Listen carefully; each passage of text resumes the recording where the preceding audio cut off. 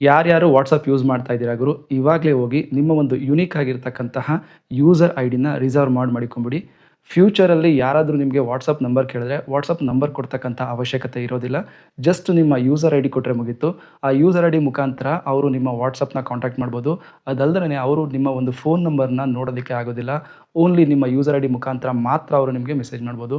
ನಿಮ್ಮ user I ಡಿನ ಯಾವ ಥರ ರಿಜಿಸ್ಟರ್ ಮಾಡ್ಕೊಡೋದು ಅಂತ ಹೇಳ್ಕೊಡ್ತೀನಿ. ಫಸ್ಟು ನಿಮ್ಮ ವಾಟ್ಸಪ್ನ ಓಪನ್ ಮಾಡಿ. ಇಲ್ಲಿ ಟಾಪ್ ರೈಟ್ ಕಾರ್ನರಲ್ಲಿ 3 ಡಾಟ್ಸ್ ಮೇಲೆ ಕ್ಲಿಕ್ ಮಾಡಿ. ಮತ್ತೆ ಸೆಟ್ಟಿಂಗ್ಸ್ಗೆ ಹೋಗಿ ಇಲ್ಲಿ ನಿಮ್ಮ ಪ್ರೊಫೈಲ್ ಪಿಕ್ಚರ್ ಮೇಲೆ ಟ್ಯಾಪ್ ಮಾಡಿ. ಇಲ್ಲಿ ನಿಮಗೆ user name, reserve user name ಅಂತ ಕಾಣಿಸ್ತದೆ, ಅದ್ರ ಮೇಲೆ ಟ್ಯಾಪ್ ಮಾಡಿ. ಮತ್ತೆ ಇಲ್ಲಿ ನಿಮಗೆ 3 ಆಪ್ಷನ್ ಕಾಣುತ್ತೆ: ಕ್ರಿಯೇಟ್ ಯೂಸರ್ ನೇಮ್, ಮತ್ತೆ ಇನ್ಸ್ಟಾಗ್ರಾಮ್, ಮತ್ತೆ ಫೇಸ್ಬುಕ್ ಐ ಡಿ. ನೀವೇನಾದ್ರೂ ಇನ್ಸ್ಟಾಗ್ರಾಮ್ ಮತ್ತೆ ಫೇಸ್ಬುಕ್ ಐ ಡಿ ಏನಾದ್ರೂ ಯೂಸ್ ಮಾಡಬೇಕು ಅಂತ ಅಂದ್ರೆ ಸೊ ಅದನ್ನ ಸೆಲೆಕ್ಟ್ ಮಾಡಿಕೊಂಡು ನಿಮ್ಮ ಒಂದು ಇನ್ಸ್ಟಾಗ್ರಾಮ್ ಮತ್ತೆ ಫೇಸ್ಬುಕ್ ಐ ಡಿ ಲಿಂಕ್ ಮಾಡಿದ್ರೆ ಸಾಕು, ಅದೇ ನಿಮಗೆ ಯೂಸರ್ ಐ ಡಿ ಆಗಿ ವಾಟ್ಸಪ್ ಅಲ್ಲಿ ಕೂಡ ಸಿಗುತ್ತೆ.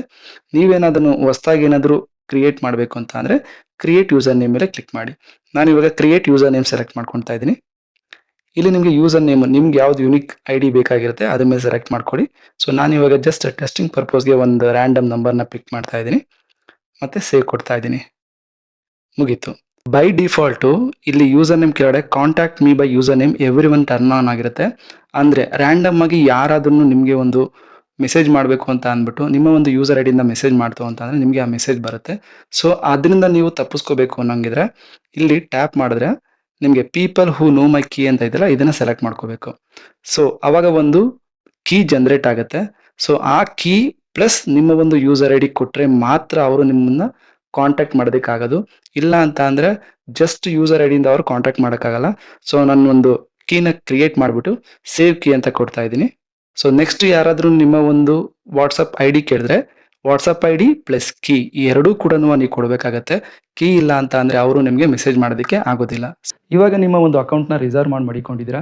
ಸೊ ವಾಟ್ಸಪ್ ಕಡೆಯಿಂದ ನಿಮಗೆ ನಿಮ್ಮ ಒಂದು ಐ ಡಿ ಬಂದ್ಬಿಟ್ಟು ಲೈವ್ ಹೋಗಿದೆ ಅಂದ್ಬಿಟ್ಟು ಒಂದು ಮೆಸೇಜ್ ಬರುತ್ತೆ. ಸೊ ಅಲ್ಲಿ ತನಕ ವೆಯ್ಟ್ ಮಾಡಬೇಕು. ಅದಾದಮೇಲೆ ಯಾವ ಥರ ವರ್ಕ್ ಆಗುತ್ತೆ ಅಂದ್ಬಿಟ್ಟು ನಾನು ನೆಕ್ಸ್ಟ್ ವೀಡಿಯೋದಲ್ಲಿ ಹೇಳ್ತೀನಿ. ಯಾಕೆ ಅಂತ ಅಂದರೆ ನನ್ನ ಒಂದು ಐ ಡಿ ಬಂದ್ಬಿಟ್ಟು ಇನ್ನೂ ಲೈವ್ ಹೋಗಿಲ್ಲ. ಸೊ ನಾನು ಅದನ್ನು ಟೆಸ್ಟ್ ಮಾಡಿಬಿಟ್ಟು ನಿಮಗೆ ಇನ್ಫಾರ್ಮೇಷನ್ ಕೊಡ್ತೀನಿ. ಇದೇ ರೀತಿಯಾಗಿರ್ತಕ್ಕಂಥ ಟೆಕ್ನಿಕಲ್ ಇನ್ಫಾರ್ಮೇಷನ್ಗೆ ನನ್ನ ಒಂದು ಅಕೌಂಟ್ನ ಫಾಲೋ ಮಾಡಿ.